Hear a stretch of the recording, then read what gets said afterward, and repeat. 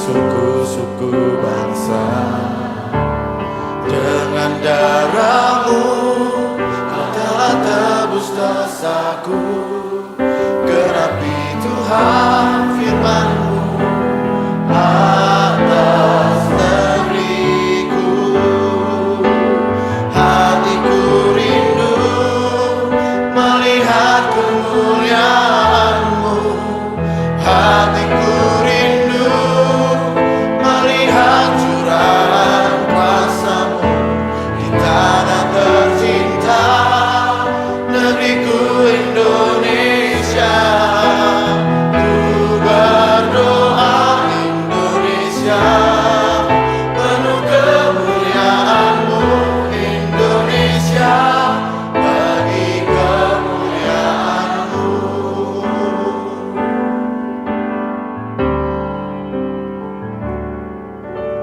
Yesuslah Tuhan yang layak ditinggikan, layak disembah oleh suku-suku bangsa. Dengan darah-Mu Kau telah tebus dosaku.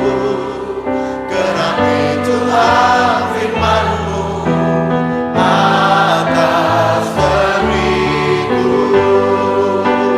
Hatiku rindu melihat kemuliaan-Mu.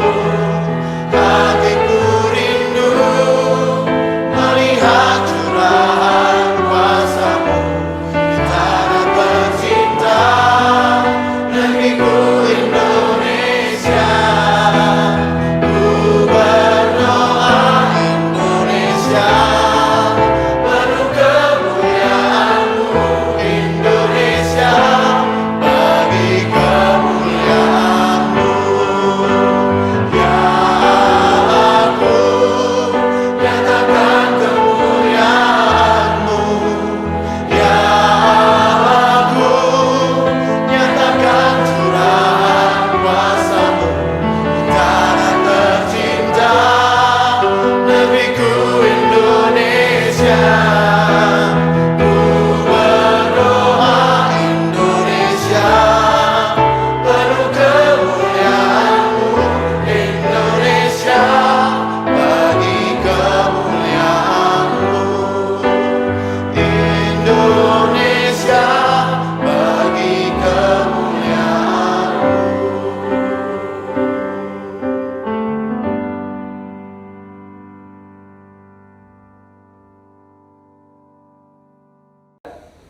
Shalom teman-teman semuanya. Yuk kita mau sama-sama siapin hati kita buat chapel pada pagi hari ini. Teman-teman, tahu nggak sih? Pada bulan Agustus ini kita telah merayakan Hari Kemerdekaan Indonesia yang ke-75.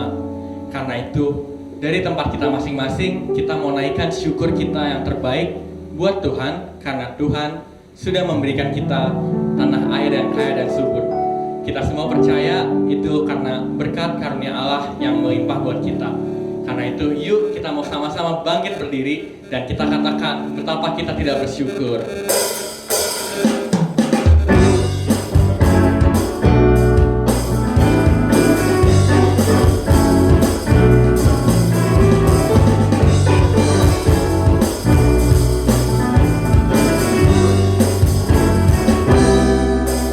Betapa kita tidak bersyukur buat tanah air kaya dan subur. Lautnya luas, gunungnya megah.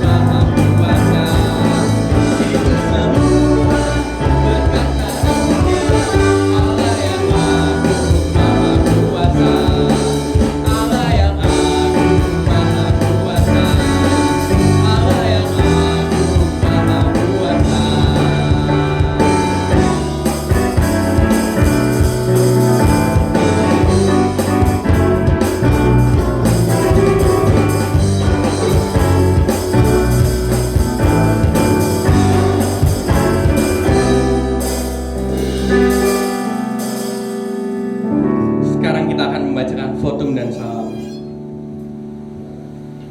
Pertolongan kita datangnya dari Tuhan yang menciptakan langit dan bumi. Kasih karunia dan damai sejahtera dari Tuhan besertamu selalu. Juga besertamu. Teman-teman dipersilahkan untuk duduk kembali. Teman-teman, tema ulang tahun kemerdekaan yang ke-75 ini adalah Indonesia Maju. Indonesia Maju bukanlah hanya harapan semata. Meski di tengah situasi yang berubah saat ini, atau biasanya kita sebut dengan new normal, kita masih bisa terus berkarya untuk mengusahakan kemajuan Indonesia. Kemajuan Indonesia bisa terjadi bila kita mengingat peran dan tanggung jawab kita terhadap bangsa kita ini. Peran dan tanggung jawab apa aja sih yang perlu kita lakuin buat bangsa kita ini? Itulah yang akan kita pelajari dalam firman Tuhan pada hari ini. Marilah kita sama-sama siapkan hati kita akan mendengarkan firman Tuhan.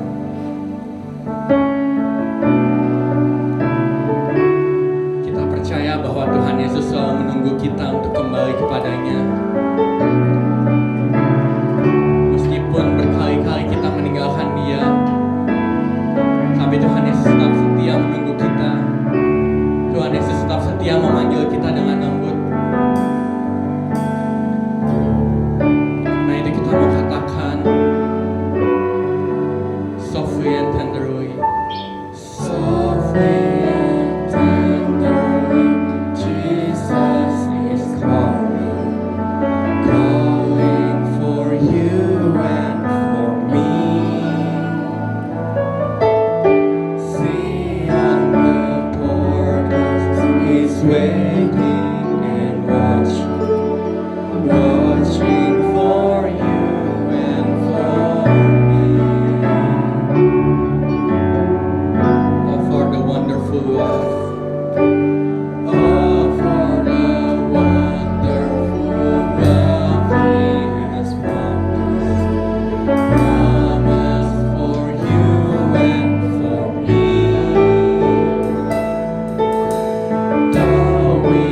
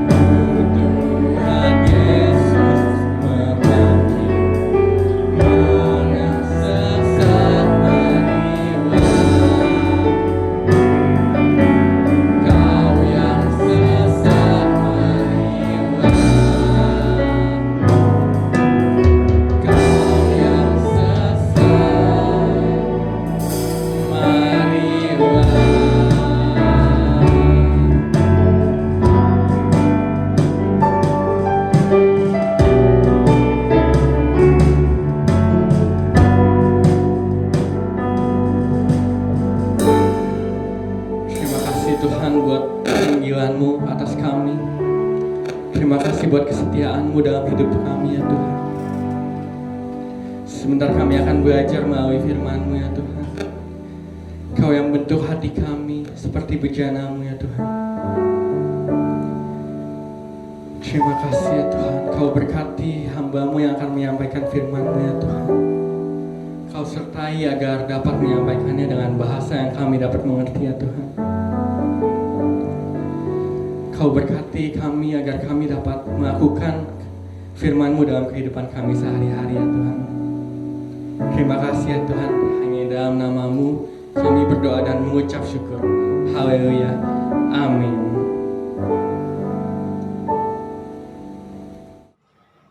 Ya, baiklah, kita akan masuk ke dalam perenungan firman Tuhan.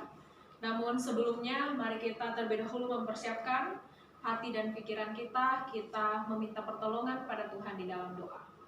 Kita berdoa. Allah Bapa kami yang bertahta dalam kerajaan surga, terima kasih ya Tuhan, oleh karena Tuhan begitu baik dalam kehidupan kami.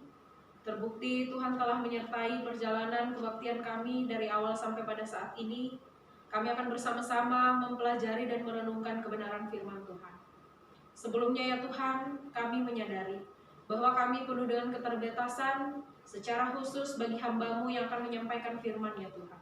Mari Engkau urapi hamba-Mu, berkati, pakai mulut bibir hamba-Mu untuk menyampaikan kebenaran firman-Mu. Sehingga ya Tuhan, umat-Mu yang akan mendengarkan dapat diperbaharui dan dapat dihiburkan untuk mereka pakai dalam melanjutkan kehidupan sehari-hari. Bapa yang baik, kami juga sadar bahwa di dalam pemberitaan firman, jika ada hal-hal yang akan mengganggu konsentrasi kami ya Tuhan, kami tolak di dalam nama Tuhan kami Yesus Kristus, sehingga kuasa Roh Allah saja yang akan menaungi kami semua, hati dan pikiran kami, untuk firman-Mu dapat mengisi setiap kehidupan kami pada saat ini. Bapa yang baik, berfirmanlah kepada kami semua, karena sesungguhnya kami telah siap mendengarkan firman-Mu. Di dalam Kristus Yesus, Tuhan dan Juru Selamat kami yang hidup, kami berdoa dan memohon. Amin. Baiklah, perenungan firman Tuhan kita pada saat ini, kita akan baca dari Perjanjian Lama, yaitu dari kitab Yeremia pasal 29, ayat 1 sampai ayatnya yang ke-7. Kitab Yeremia pasal 29, ayat 1 sampai ayatnya yang ke-7, di bawah perikop yang diberikan oleh Lembaga Alkitab Indonesia, surat kiriman kepada orang-orang buangan di Babel. Firman Tuhan demikian. Beginilah bunyi surat yang dikirim oleh Nabi Yeremia dari Yerusalem kepada tua-tua di antara orang buangan, kepada imam-imam, kepada nabi-nabi, dan kepada seluruh rakyat yang telah diangkut ke dalam pembuangan oleh Nebukadnezar dari Yerusalem ke Babel. Itu terjadi sesudah Raja Yehonya beserta Ibu Suri, pegawai-pegawai istana, pemuka-pemuka Yehuda dan Yerusalem, tukang dan pandai besi telah keluar dari Yerusalem. Surat itu dikirim dengan perantaraan Elasa bin Safan dan Gemaria bin Hilkia yang diutus oleh Sedekia, Raja Yehuda, ke Babel kepada Nebukadnezar, Raja Babel. Bunyinya, beginilah firman Tuhan semesta alam, Allah Israel, kepada semua orang buangan yang diangkut ke dalam pembuangan dari Yerusalem ke Babel. Dirikanlah rumah untuk kamu diami, buatlah kebun untuk kamu nikmati hasilnya. Ambillah istri untuk memperanakkan anak laki-laki dan perempuan, ambilkanlah istri bagi anakmu laki-laki, dan carikanlah suami bagi anakmu perempuan, supaya mereka melahirkan anak laki-laki dan perempuan, agar di sana kamu bertambah banyak dan jangan berkurang. Usahakanlah kesejahteraan kota kemana kamu aku buang, dan berdoalah untuk kota itu kepada Tuhan, sebab kesejahteraannya adalah kesejahteraanmu. Demikianlah firman Tuhan yang akan kita renungkan bersama-sama pada hari ini, yang disebut berbahagia adalah kita semua yang mendengarkan lalu merenungkan. Terlebih kita lakukan dalam kehidupan kita sehari-hari. Amin untuk firman Tuhan. Ya, baiklah, kita sekarang masuk ke dalam renungan firman Tuhan yang sudah kita baca bersama-sama. Jika teman-teman seorang YouTuber atau sering membuka aplikasi YouTube, pasti kenal yang namanya Dodit. Ya, Dodit seorang stand-up komedian. Dodit itu pernah berkata seperti ini dalam salah satu show-nya. Dia berkata bahwa sekarang ini kehidupan anak muda bangsa Indonesia berbeda dengan anak muda pada masa penjajahan atau sebelum merdeka. Kurang lebih Dodit mengatakan bahwa kalau saat ini cara berpacaran anak muda itu untuk menunjukkan kasih sayang atau yang mungkin kita bisa sebut itu dengan istilah alay, sering mengatakan hal yang seperti ini. Misalkan mereka lagi makan pancake artis nih, makan cake artis gitu kan, itu kan banyak. Si pacar berkata seperti ini, sayang, itu cake-nya masih ada satu, kamu aja yang habisin. Terus kata ceweknya nih, enggak sayang, kamu aja. Terus kata pacarnya lagi, kamu aja. Tanya lagi, kamu aja, kayak gitu. Jadi kayak, ya kita sebutnya sebagai istilah alay. Nah, kalau zaman Belanda, jadi saat pemuda-pemudi ini mereka berpacaran kan, tapi dalam situasi lagi gerilya nih. Nah, lagi tengah-tengah dalam peperangan nih, si pacar bilang, sayang, itu Belandanya masih ada satu. Ini pin granatnya udah aku cabut, kamu aja ya yang lemparin sayang. Terus kata si pacarnya gini, enggak sayang, kamu aja, katanya. Kamu aja, duar, meledak granatnya, dipegang sama mereka berdua. Nah, kok jadi malah bahas Dodit ya kita ya? Nah, kenapa kita bahas Dodit? Nanti kita akan lihat hubungannya dengan firman Tuhan yang akan kita baca pada hari ini. Nah, rekan-rekan, kita telah baca renungan firman yang terambil dari Yeremia pasal 29 ayat 1 sampai 7 dengan tema Indonesia Maju. Nah, ketika kita akan berbicara mengenai Yeremia pasal 29 ayat 1 sampai 7, maka yang perlu kita pahami bersama-sama bahwa konteks kehidupan umat Israel pada saat itu adalah sedang dalam keadaan atau dalam masa pembuangan atau penjajahan. Karena ketika orang dibuang itu ke satu tempat, udah pasti dia di tempat itu dijajah, udah pasti hak-haknya nggak ada, dan ya merasa bahwa ia sedang dalam masa sulit gitu. Nah, mereka sedang dalam masa penjajahan atau pembuangan, berdiri di tempat yang asing, di tanah yang tidak ia kenali. Merabah kiri kanan, tempat apakah ini? Semangat yang membara serta menggebu-gebu untuk kembali ke kampung halaman. Dari negeri pembuangan, rindu tanah pemberian Tuhan. Tanah yang berkelimpahan air susu dan air madu. Rindu Sion, kota Allah. Itulah yang orang-orang Israel tengah rasakan di dalam konteks pembacaan kita pada saat ini. Namun, di sanalah mereka. Kerinduannya, mimpinya terkubur dengan tanah asing. Bahkan di dalam Mazmur 137 disampaikan bahwa di tepi-tepi sungai Babel, duduklah kami sambil menangis, sebab terkenanglah kami akan Sion. Rekan-rekan yang dikasihi Tuhan, dalam konteks kehidupan yang demikian. Dalam konteks kehidupan yang sedang terjajah. Firman Tuhan datang, apakah melegakan? Apakah menyegarkan? Apakah mencerahkan? Apakah menghiburkan keadaan pada saat itu? Enggak. Firman yang kita baca pada saat ini sama sekali tidak bisa disebut sebagai suatu hiburan, sebagai suatu hal yang menyegarkan. Kenapa? Firman Tuhan ini justru datang katanya, tidak usah bermimpi untuk kembali, dirikanlah rumah bagimu dan ambillah istri untuk memperanakkan laki-laki dan perempuan, buatlah kebun untuk kamu nikmati hasilnya, ambilkanlah istri untuk anakmu laki-laki, carikanlah suami untuk anakmu perempuan. Lalu mereka akan melahirkan anak laki-laki dan perempuan sehingga mereka tidak berkurang. Dan di ayat yang ke-7, usahakanlah kesejahteraan kota kemana kamu aku buang, dan berdoalah untuk kota itu kepada Tuhan, sebab kesejahteraannya adalah kesejahteraan.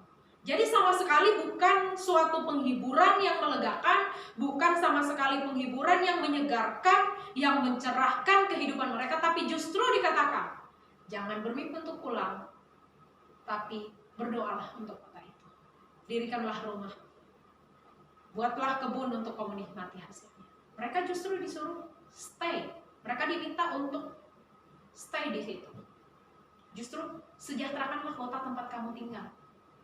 Apakah keadaan mereka sejahtera pada saat itu? Enggak. Mereka sedang tidak sejahtera, tetapi diminta untuk mensejahterakan tempat di mana mereka berada. Apakah bisa dikatakan bahwa firman Tuhan itu menghibur? Tidak. Pada saat itu, firman Tuhan tidak menghiburkan mereka. Hal inilah bahwa kadangkala manusia itu salah dalam memahami firman Allah. Manusia kadang salah pengertian tentang firman Allah, termasuk di kalangan orang Kristen. Yang perlu kita renungkan dan luruskan adalah firman Allah tidak bisa diikat oleh keinginan manusia.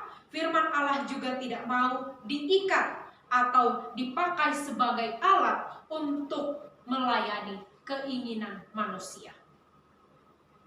Mungkin keinginan manusia itu banyak. Aku ingin ini, aku ingin ini, aku ingin itu.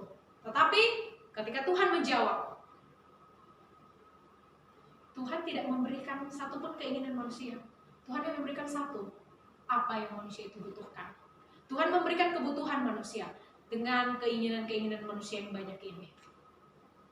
Itulah yang kadang-kala sulit untuk kita pahami dalam kehidupan kita, dalam kita mengerti firman Allah itu seperti apa.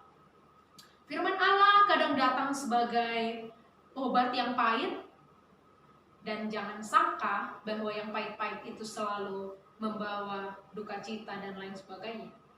Seperti kita minum obat, rasanya pahit, tapi membawa kesembuhan.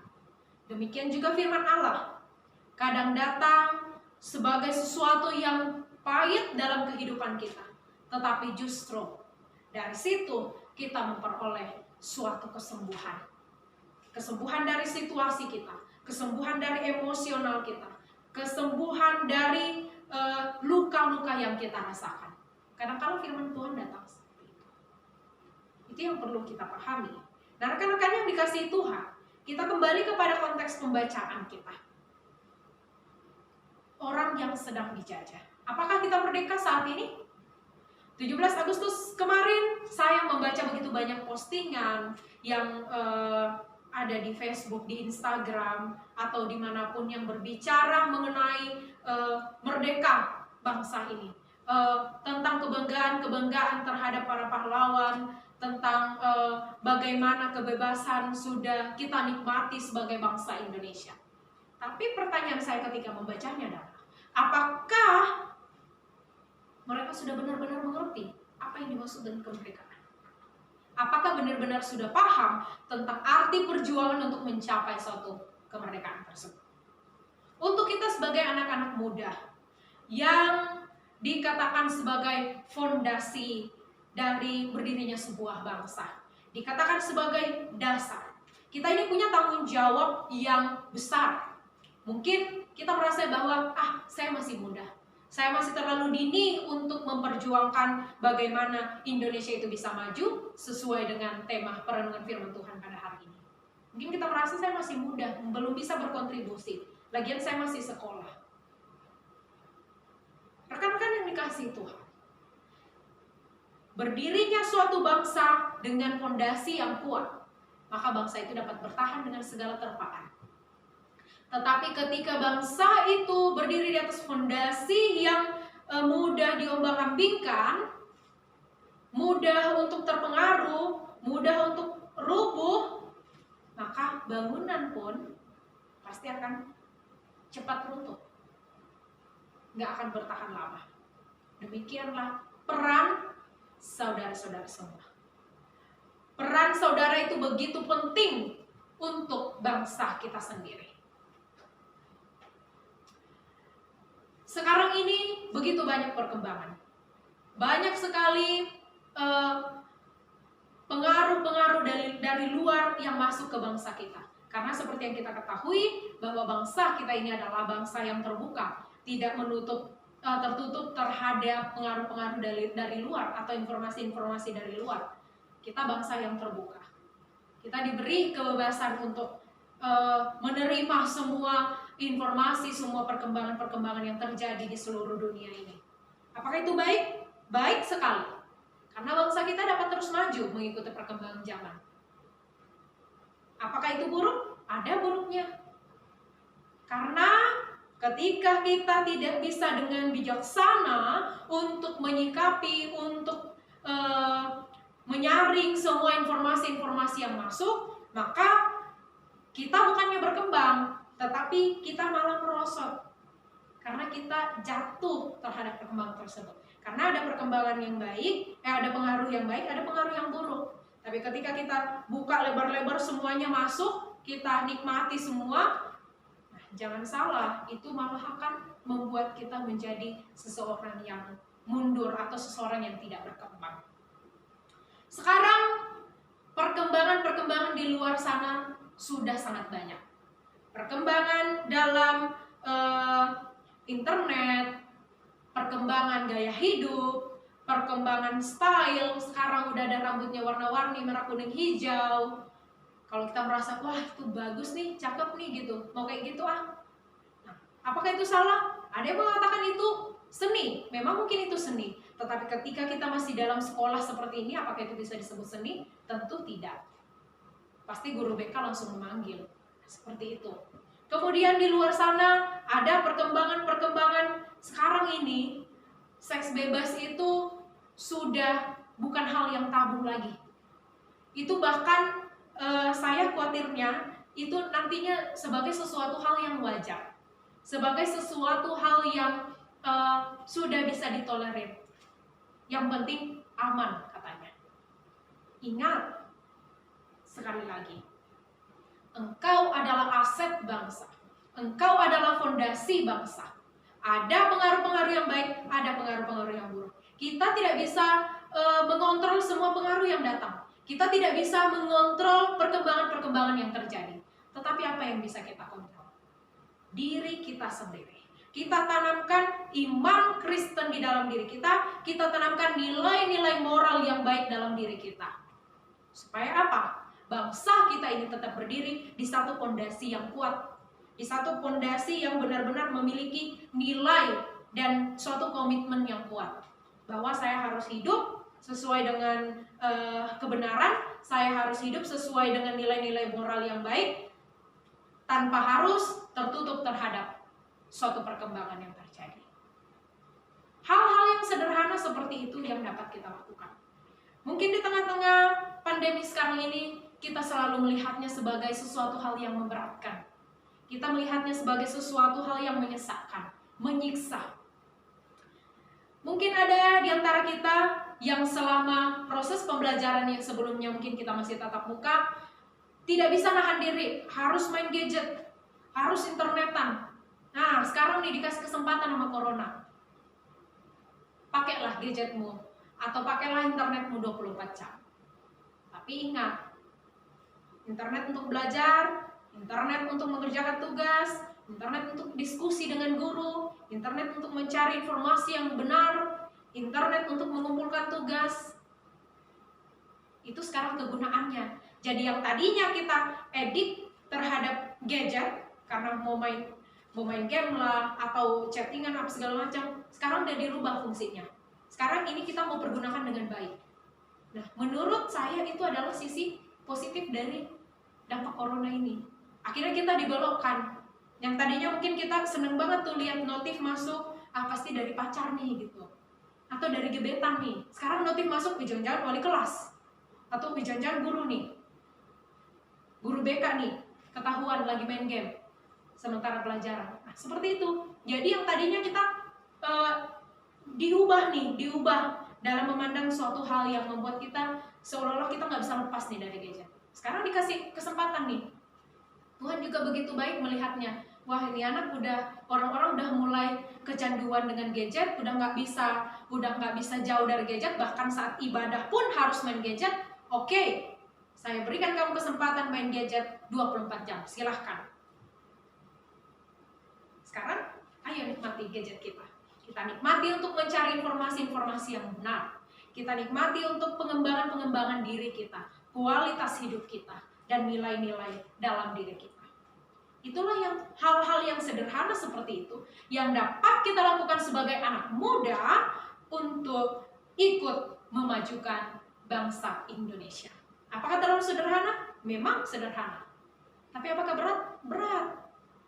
Karena berdampingan dengan keinginan-keinginan kita yang banyak. Berdampingan dengan pengaruh-pengaruh yang kelihatannya sangat terbuai dengan hal itu. Tapi sekali lagi, rekan-rekan pemuda yang dikasihi Tuhan, engkau adalah fondasi suatu bangsa, engkau adalah aset yang sangat penting. Maka dari itu, engkau pun sudah dewasa, pergunakanlah suatu kepercayaan itu, pergunakanlah suatu hal yang penting itu dalam diri saudara-saudara untuk saudara pertanggungjawabkan dengan baik. Sehingga bangsa kita menjadi bangsa yang maju. Nah, sehubungan dengan cerita di awal mengenai Dodit, mungkin itu dalam hal komedi itu memang lucu karena ia mengibaratkan bagaimana kondisi anak muda pada saat dulu dengan sebelum merdeka dengan masa yang sekarang ini. Tetapi kita dapat melihat bahwa sebenarnya hanya namanya sajalah yang berbeda. Mungkin kita dulu dalam masa penjajahan yang penjajahan dari Belanda, dari Jepang yang seperti itu. Tapi sekarang pun kita tengah dalam kondisi yang membuat kita memang harus bijaksana dalam mengambil tindakan.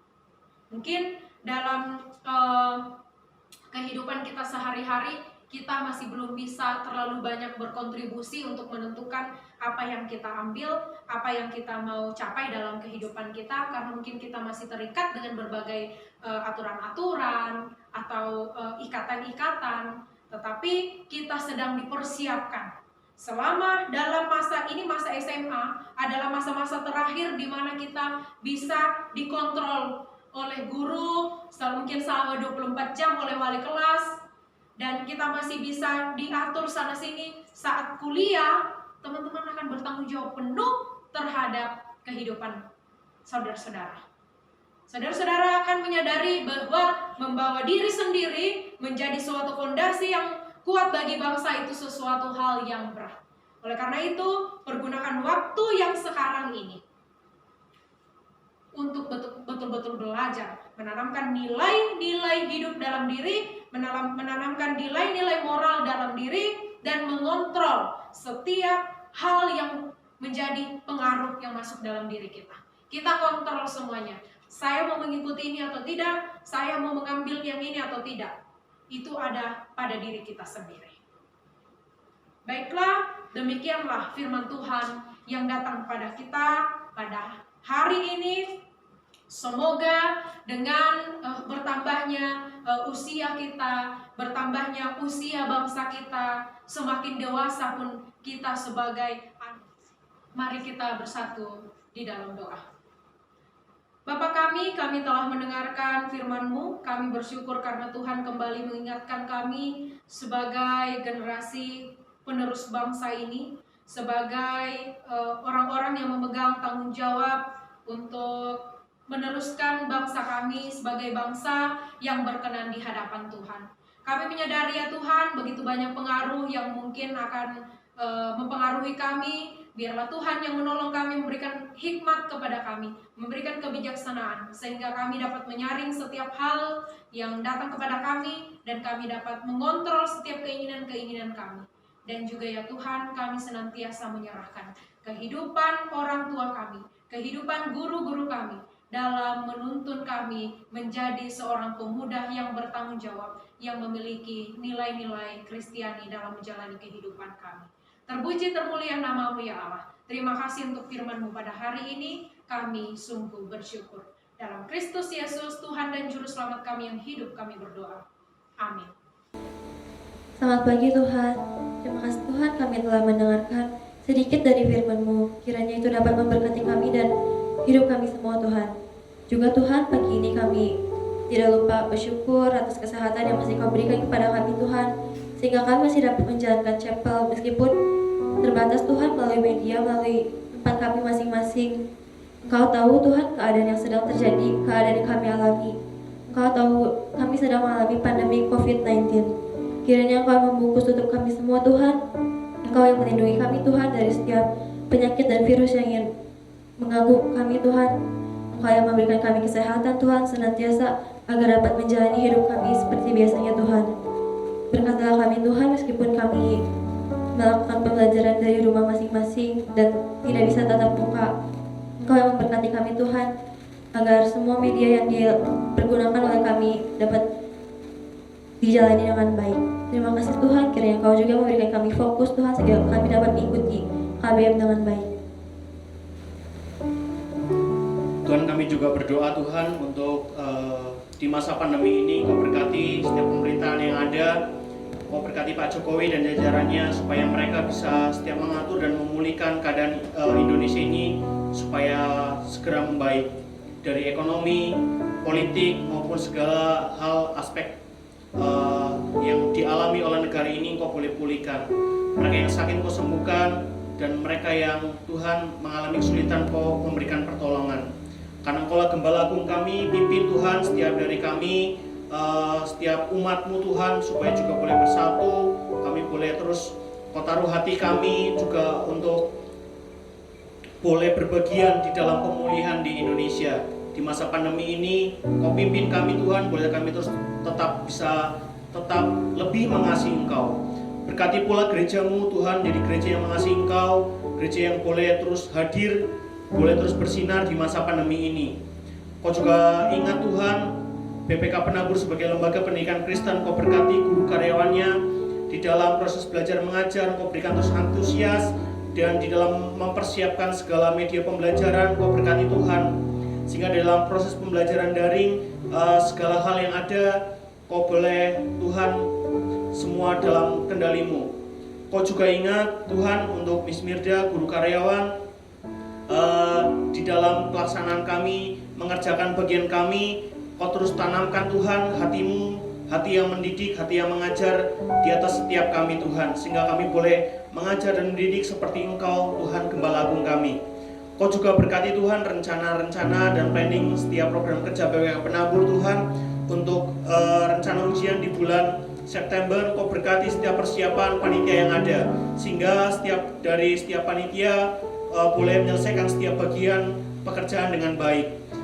Doa yang jauh dari sempurna ini kami haturkan ke dalam tangan kuasa-Mu. Terima kasih, Engkau adalah Allah yang ajaib dan hidup bagi kami.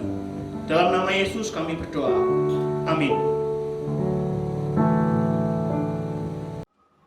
Teruslah miliki hati yang bertanggung jawab untuk mensejahterakan dan mengusahakan kemajuan Indonesia. Teruslah berdoa agar kehidupan bangsa Indonesia lekas pulih dari segala problema. Kiranya kita dapat menjadi pribadi-pribadi yang teguh bersatu untuk berkarya dan memancarkan kemuliaan Tuhan di tengah-tengah kehidupan bangsa Indonesia ini. Kami percaya atas setiap rencanamu atas negeri kami ya Tuhan. Karena itu kami membawa syukur kami terhadap Indonesia ya Tuhan. Syukur untuk setiap rencanamu dan rencanamu yang mulia. Dalam satu tubuh kami bersatu menjadikan kerajaanmu. Ku ucapkan berkat atas Indonesia, biar kemuliaan Tuhan akan nyata. Bagi bangsa ini kami berdiri dan berdoa kami kepadamu. Sesuatu yang besar pasti terjadi dan merubahkan negeri kami. Hanya namamu Tuhan ditinggikan atas seluruh bumi. Bagi bangsa ini, kami berdiri dan berdoa kami kepadamu.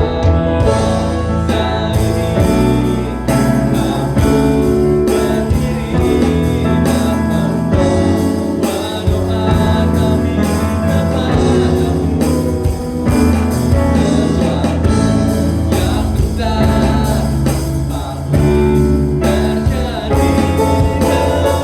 terjadi dan merubahkan negeri kami. Hanya namamu Tuhan ditinggikan atas seluruh bumi. Hanya namamu Tuhan ditinggikan.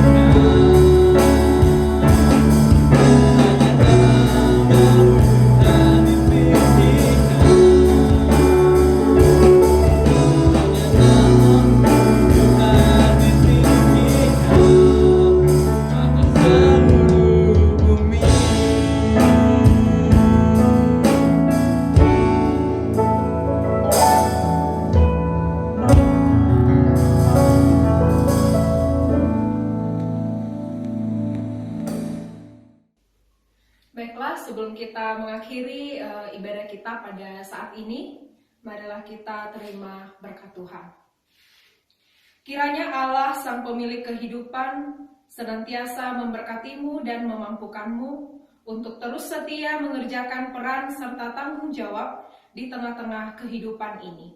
Dan kiranya persekutuan kasih dari Allah Bapa, Anak dan Roh Kudus menyertai kamu sekalian sampai kita bertemu kembali hari ini, esok, dan sampai selamanya. Amin.